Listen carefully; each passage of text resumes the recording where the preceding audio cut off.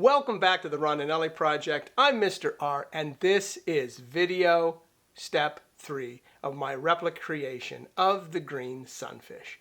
Now, before I move into the video to demonstrate how I create the cast, I first need to clarify some terminology to avoid confusion for the beginners trying to learn this art form. Now, number 1. The mold is always created first from the real fish.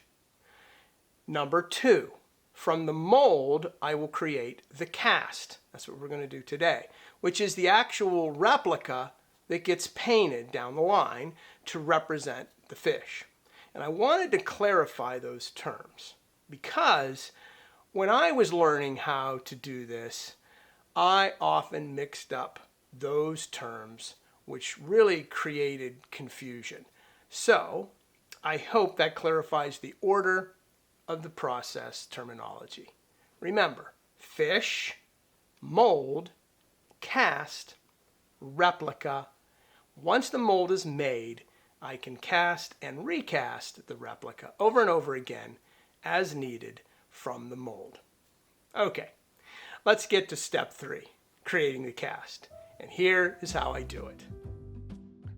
Before we add the gel coat and cast this particular fish, I want to check the molds and make sure there's nothing in the mold that will make it difficult to remove the cast from the mold. This half of the mold looks pretty good. There's no undercuts. There doesn't seem to be anything where material can flow underneath and make it difficult. That's what I'm looking for. So this half gets the thumbs up. Now, this half of the mold does not look very good. It needs some attention. It's got high areas, you can see along here. It's got back by the tail places that are considered underruns where the material will flow back underneath there and make it virtually impossible to lift that tail and that part of the body of the fish out. I won't be able to get the cast out of there. That has to be ground off. And that's what happens when you don't get your body in the bedding perfectly on the center line. That's why you got to really take your time. I'm kind of glad it happened so I can show you. You got to grind those down. And along the top of the head there, and that's what I will do here. But around the mouth, and the ridge up there is a little high. But you can see the reason that I put the bedding inside the mouth. You can see the lips now, and I'll be able to grind that out of there in a further step once we get to that point. And hopefully I'll be able to get this cast out of the mold. You see the lips here on the other half looks really good. So I'm pleased with the mouth detail and the gill opening. Not so pleased with the center line. So we have to do a little work. Okay, I'm going to use a basic Dremel tool.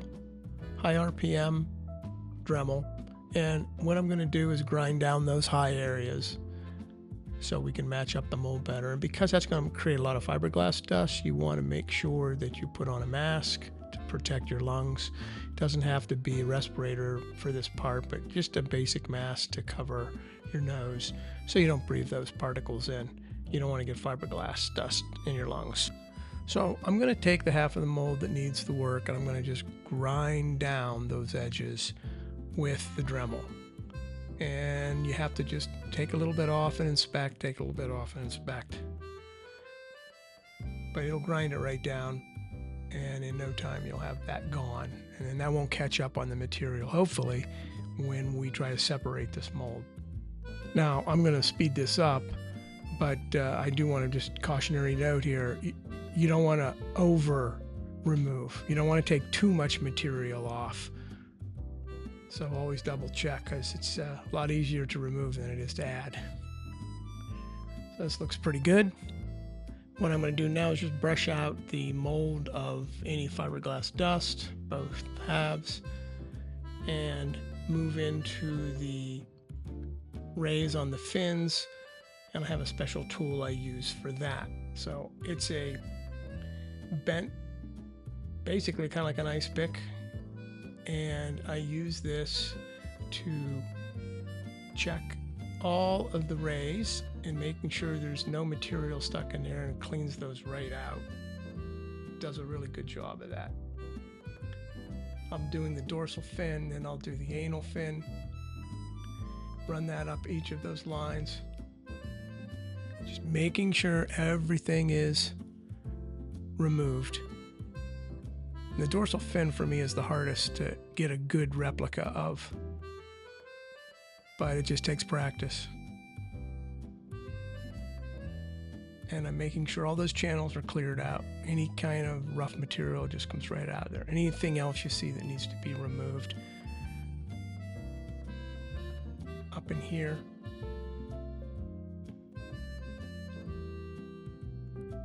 Clean out anything that needs to be cleaned out. I'm not real happy with that side. It's got some overflow in there. And I'm just trying to clean most of those out. That's really important for detail.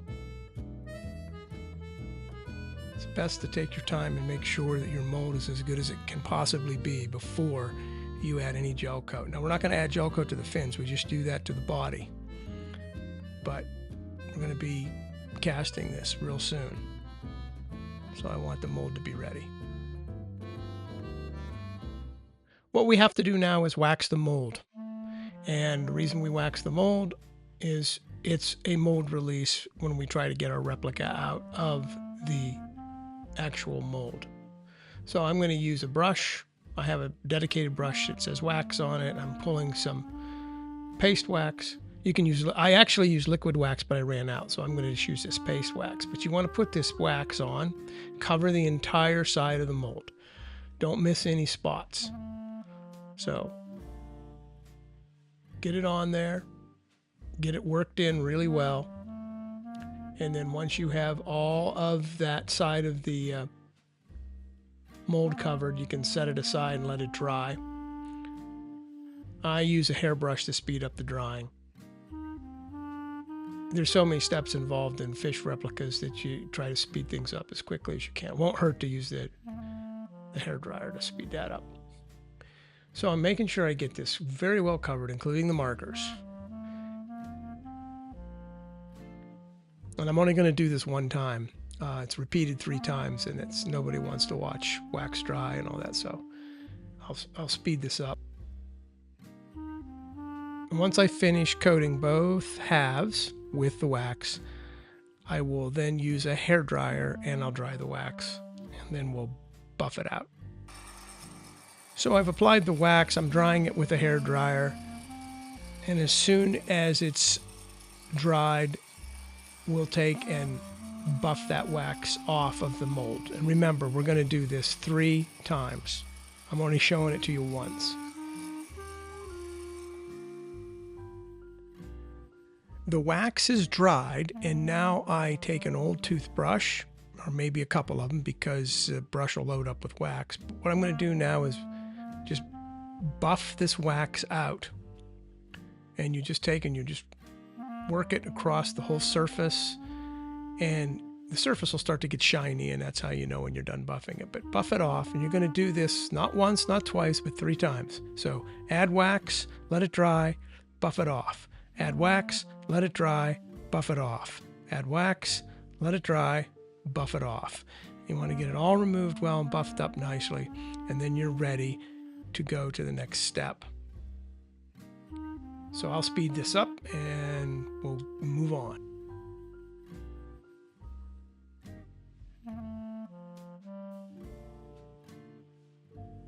Remember, you're going to do this whole process not once but twice, but 3 times. And then you're ready to take it in for PVA. And I can't stress that enough. You have to do this. It makes it so much easier to remove and separate the mold and get the replica out of the mold when you're done. So here is the 3 coats of wax buffed out on the mold. You can see how shiny it is. And that's what 3 coats of wax looks like after you apply it, buff it out, apply it and buff it out.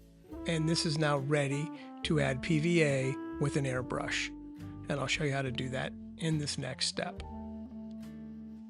This is my airbrush pump, And I'm going to set this at 60 pounds per square inch when I'm delivering PVA to a mold. And the reason I use an airbrush is it gives a nice even coat. So we're going to add our PVA, polyvinyl alcohol. We'll fill the cup, and then we'll start spraying. Let me be clear on this step. You don't have to airbrush the PVA on. You can brush it with just a paintbrush. But the reason I use an airbrush is you get a nice even coat on the entire mold. And it's really recommended that you airbrush it, but it's not 100% necessary. So if you don't have an airbrush at this point, it's okay. But to be honest, you're going to need an airbrush, because when it comes to the painting, that's really the best way, is to airbrush your replica. So I want to put an even coat over both molds, inside, outside, the entire mold, including the markers. You don't want to forget the markers, so I'll speed this up. So I'll finish coating one side of the mold, and then I will continue on with the next. Add more PVA, hit all the markers, make sure you evenly coat the entire mold, the fish, as well as outside of the fish. And then you want that to dry naturally. You can use a hair dryer on it, but it's a thin coat, so wait a half an hour and it should be pretty dry. And this is what it looks like when it's all done. You'll notice how shiny everything is, and we are now ready to go on to adding gel coat. This is the gel coat I use, white gel coat, no wax, and that's important. I'll explain that in just a minute.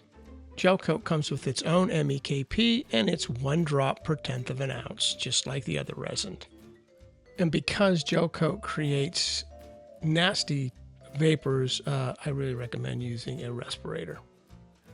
Everything's ready now, and I'm going to add the gel coat. I've already added my 5 drops. I'm using a 1/2 ounce of white gel coat. That's enough for this size fish.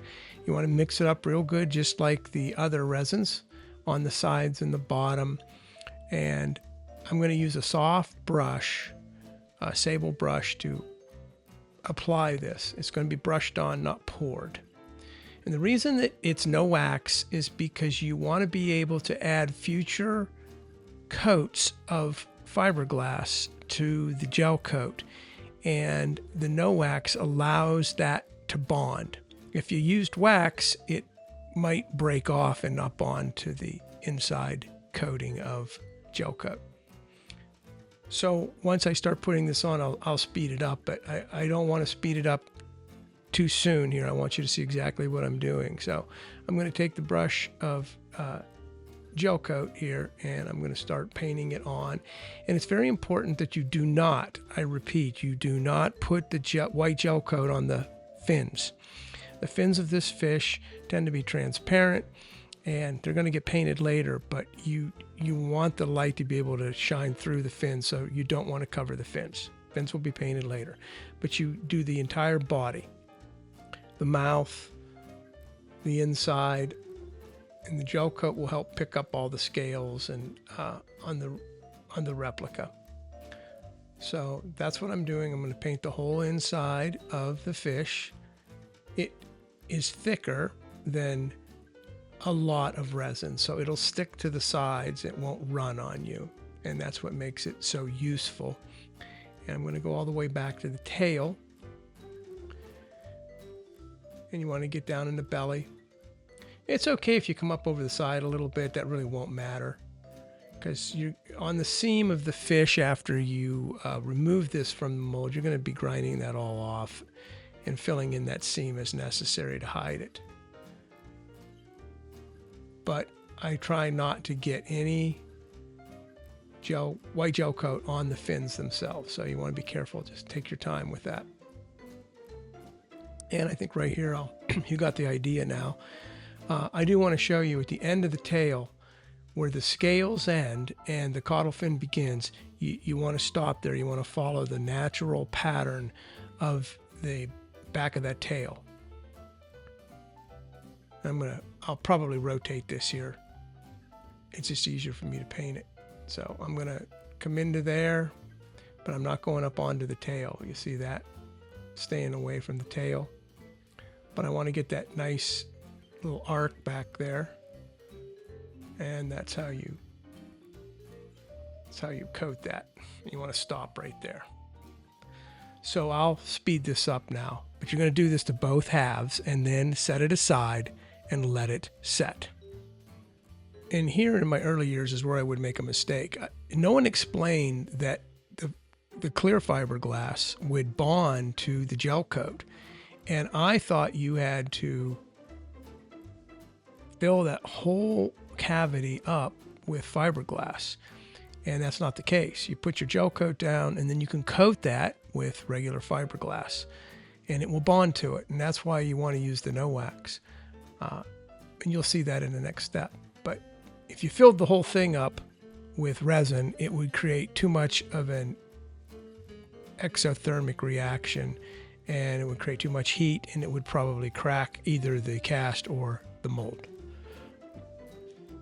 I recommend that you clean your brush with acetone and just like the past videos, pour a little bit in a cup and just work that brush through the acetone, clean it off real good and set it aside to dry.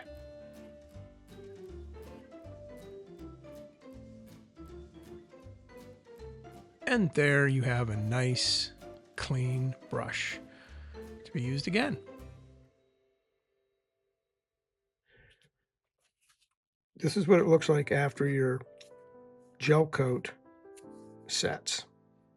And this is the part I want to explain because I used to think you had to fill this whole cavity up with fiberglass and then clamp it together and let it set. And that created an enormous amount of heat. It created an exothermic reaction. You don't need, I didn't know what I was doing, and it took me a long time to figure out that you could coat this and build up layers so that it's actually hollow on the inside. But one thing I am going to do is I am going to place a block of wood inside here. So depending on how I end up mounting this in the final preparation, I have something I can put wire up into and secure this replica. So that's why the block of wood goes in there. And you have to be thinking ahead about how you're going to position the fish when you show it. So I'm kind of still working through that in my head, but I have an idea what I'm going to do there. So it doesn't hurt to have this block of wood, and you want to make sure that it's thin enough that you can put the other part of the mold over top of it and it doesn't interfere. Okay, and it doesn't. So anyway, this will end up being glued right in here. The fiberglass acts like glue, will hold it in place. I'm going to add what is called chop. This is chop to my fiberglass resin. Now I have not added any MEKP, and the purpose of the chop and all that is cut up little pieces of my fiberglass matting. That's all it is. I'm going to add it to that, and it's going to melt it, and it's going to add strength to the inside of the mold. And that's what I'm going to do. I'm going to take my forceps and I'm going to grab some chop. I'm going to put it in there, and then I'm going to start mixing it up. And you do this before you add the hardener. You want to mix it really well and it'll melt. It'll get real gooey, like jelly. That's what you want. You want to mix it up really well. And you can see it's real thick. I'll speed this up. And now I'll add my MEKP, 1, 2, 3, 4, 5, 6. I'll add an extra drop just because of the fiberglass. It added a little more material. And mix it well. You got to get it off the sides and the bottom. After it's mixed really well, I'm going to put this inside the mold. That's enough to cover pretty much the inside of this entire mold. I've been doing this a while, so I kind of know the amounts that you need, and that's something you'll have to kind of learn on your own. It's okay to have some extra material. Coming up short is what you don't want, because then you're in a rush to mix more and get it done before it sets. But you have some working time here, and I'm going to work it over the inside of the body. Work it up around the mouth and the head. And this is the reason, like I said earlier, you don't want any wax on the gel coat, because this is going to bond to that gel coat. I know from this angle it looks like I'm filling that whole thing up, but I'm not. It's very concave, and it's just a coat. I'm going to spread that out over all of the gel coat. Now, you don't want to put any on the fins right now. Stay away from the fins. Eventually, we will cover those fins with more of the fiberglass chop. And we'll do that just before we clamp everything together and let the mold and the casted fiberglass all set up. You can leave this open air and let it start to set. Doesn't have to set completely. I mean, if you need the time to let it set, that's fine. But I'm going to continue with this until we clamp this up and create our cast. So I'm also going to take this block of wood that I want to use to put in here, because I need this to position the fish and have something to mount it to when I'm done. And I haven't quite figured out exactly what I'm going to do in my mind yet. I mean, I've got an idea what I'm going to do, but I'm not certain. I just want to have a place that if I need to run a rod up into this to position the fish and hold it in place, I can. And we'll get to that, and those are the final steps. But that's going to glue that block of wood right in place. And you want to make sure that that block of wood is thin enough that it doesn't hit the other side of the mold. I'm not speeding this up because I just want you to see exactly what I'm doing here. So spread it evenly, get it up on the sides. You're going to be adding more down the road, so it doesn't, if you miss a little bit, it's okay. But I'm going to take the remaining that I have in the cup and I want to put it back there to strengthen the tail. So we'll take some out of there and get that in there and strengthen the tail.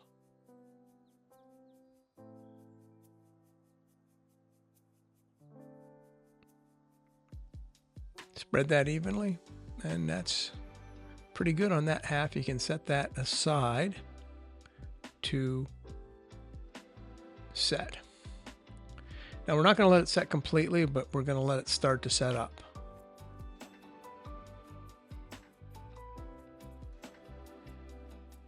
Okay, that's pretty happy with that.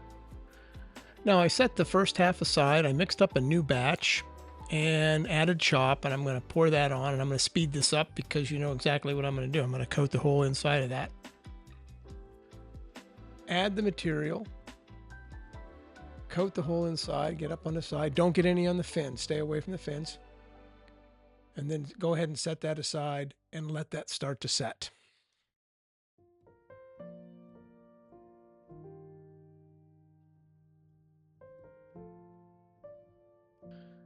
Now I want to get my clamps ready, and I'm going to use these type of clamps to start. I use 4 of them, and that way I can stand the mold up once I have them clamped, and I'll explain that in a minute here once you see that. But there's my clamps, other clamps that I have. You just want to have them ready once you get started here. So we're getting ready to actually mold the cast. Now what I've done is I've mixed 2 batches. This is just fiberglass resin and some chop, but no MEKP added. And now I'm going to thicken up some fiberglass with, there's the fiberglass, and this is what is called fused silica. It's just a thickening agent for the fiberglass resin. And I'm going to use that on the seam. Now I can't stress this enough, but this silica stuff is dangerous. You must have a respirator on. Don't have kids around. The stuff is real fine. It gets airborne, and you don't want any of that in your lungs at all. It's dangerous stuff, and you need to protect yourself with a mask. Okay?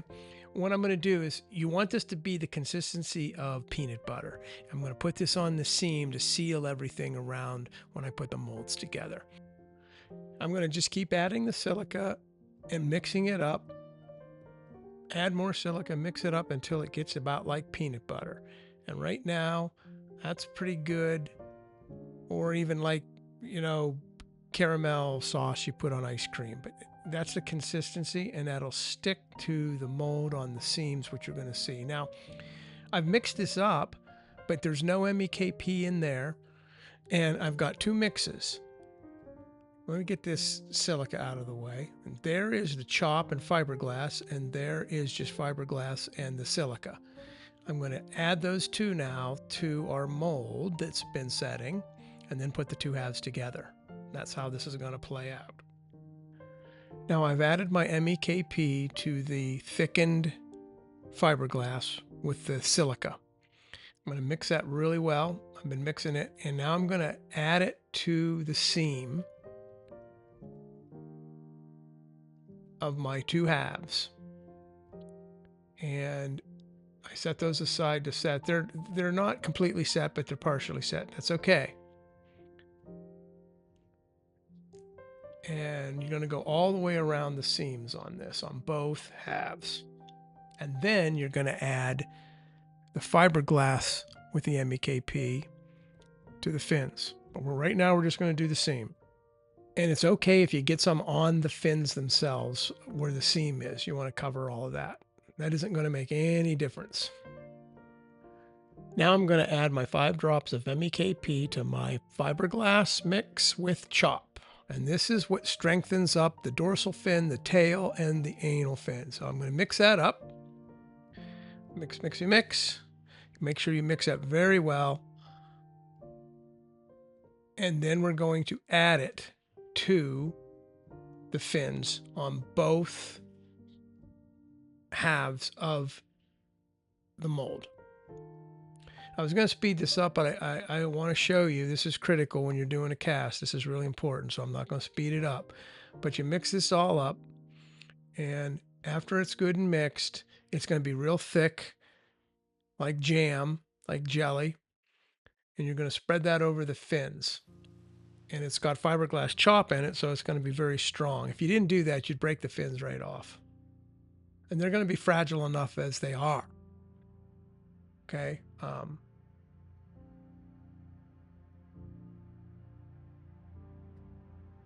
I'm adding it to the dorsal fin. I'm adding it to the anal fin. I'm going to add it to the caudal fin. All the fins are going to get added. Now, I want to be liberal with this, and I want to make sure that I add enough material that you give yourself room. You don't want to be real tight to the fins. You want some extra material there so that you can separate the mold, and you don't want to be damaging anything now when you stick a screwdriver in there to help separate the mold. You don't want to be scratching up or breaking off the fins. So you want to make sure you give yourself plenty of material beyond the fins. And any material I have left over, I'm going to, add that. Make sure I use it all. You want to always have a little extra. You don't want to fall short, because this stuff's going to start setting. And when I put that together, it's going to start creating an exothermic reaction, and the mold's going to get hot. So you're going to want to let that sit probably for a half an hour, maybe 45 minutes. I let it sit a good hour. So I'm going to take the rest of my silica that I have left and just spread that around anywhere I think that I might need it. So I'll get some more on that dorsal fin and the anal fin, around the tail. I'm not going to waste that material there. I'll get that just added strength.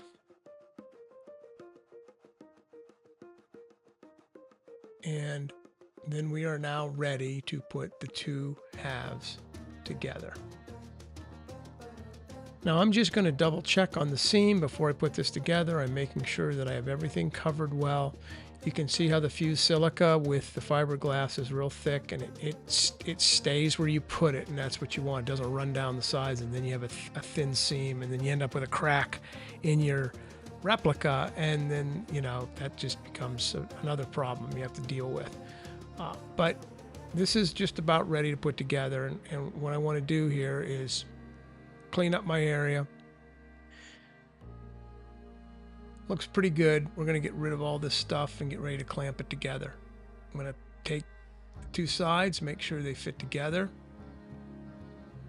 before I'm going to put a clamp on. I usually put one on at the tail. I use 4 clamps to start, and I'll put one on at the belly of the fish, and then I'll take one and put one on near the head of the fish, or the dorsal fin. In this case, it's going to be the head. Now I'll put one on the dorsal fin, and I'll crank those down so they're pretty dang tight. I don't over tighten them, but you want to make sure they're real tight, snug. And now see the mold itself will stand up, and then I can add my other clamps. There, you see how that looks? There we go. Let me get this stuff out of here. Get rid of the cups and the popsicle sticks. And that is your initial mold set. Now that thing's starting to get hot. You can feel it with your hand, and it gets pretty warm.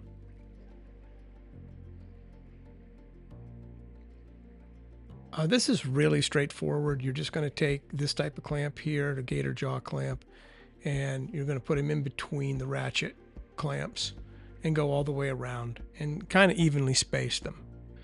And then you're just going to let your mold set until the heat dissipates, and it might take anywhere between a half an hour to an hour. I have now cast the mold, and it's going to set there until the heat dissipates, and then we will proceed to separating the mold. The cast is cooled down, so it's now safe to remove all of the clamps, and then we hold our breath and see if we can get separation. The moment of truth. I can't stress this enough. You must take your time with this process. Find a crack in the seam and take a small screwdriver and work all the way around the mold if you can, carefully. Try to stay, outside of the markers at this point, but you got to go all the way around the mold. Usually one half will release pretty quickly. It's lifting the other half out that's the challenge. So find the seam and work that all the way around until it finally lets go, and it looks like one half let go here. We'll see. And hold your breath, and there we go. There is the left side of the fish let go, but now we have to get the other side out of the mold. And because of the curve and a little bit of overflow of material, because I wasn't completely on the center line, this can be a challenge. And a challenge it is. It's not releasing like I want it to. But I'm going to take my time, see how I keep working around and separating the resin. You can see it lifting up. You have to be very careful around the fins. Here's the tail. I'm just slowly working it back into the tail. I don't want to break the tail off. You could break that off if you're not careful. You just have to take your time and work all the way around the fish.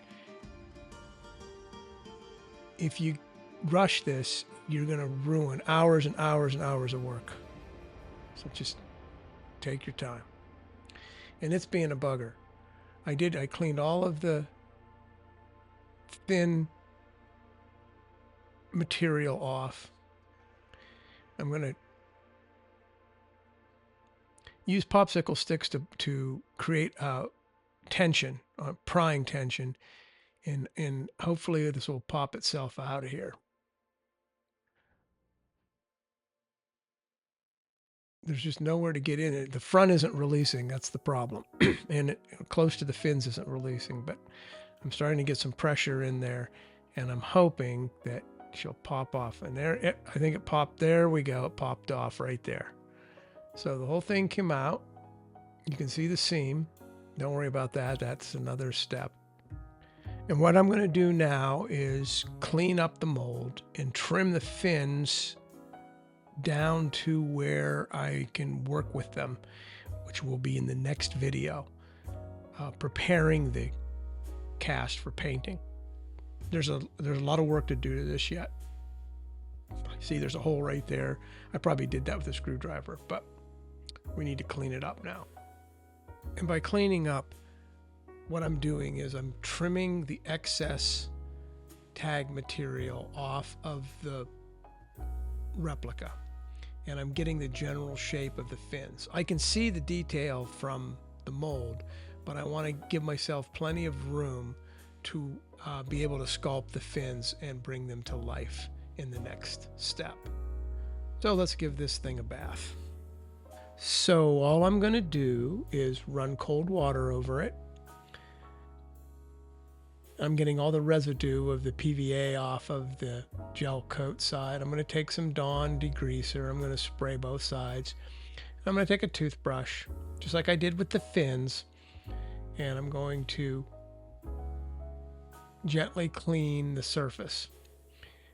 Now that it's in fiberglass resin, it's completely waterproof, so you're okay with putting it in water. It's not going to do anything. And I just scrub all the fins off carefully.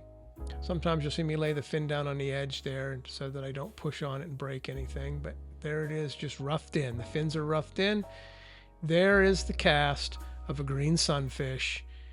And I'm just going, thank goodness I got it out of the mold, because I'll tell you what, I struggled with it for a while. Remember, the cast is only as good as the mold. But keep this in mind. I consider step 3, okay, creating the cast, the hold your breath step. Many things could go wrong here. You could break the mold trying to separate the halves. That can happen. Depends on the position of the fish. You could break off the caudal fin. That's the tail. The dorsal fin, that's the one up on the back. Or you could break the cast itself trying to get it out of the mold. Casts with real sharp bends in them are very difficult sometimes to get the fish out of. All of these misfortunes, if they happen, sets you right back to the beginning. And I hate to say it, but you might have to start all over again, depending on what goes wrong. And that's why I call this step, hold your breath. When you are attempting this step, take your time separating the halves. I'm going to repeat that. Take your time. Don't rush that. That's where you can run into a lot of problems. If you have any questions, send them my way, and I'll do my best to answer them. I'm Mr. R. Thanks for watching. Step 4 is my next video in the series, preparing the cast for painting. Many things can go wrong here as well, so you don't want to miss this video. Hey, have a great day. Class dismissed.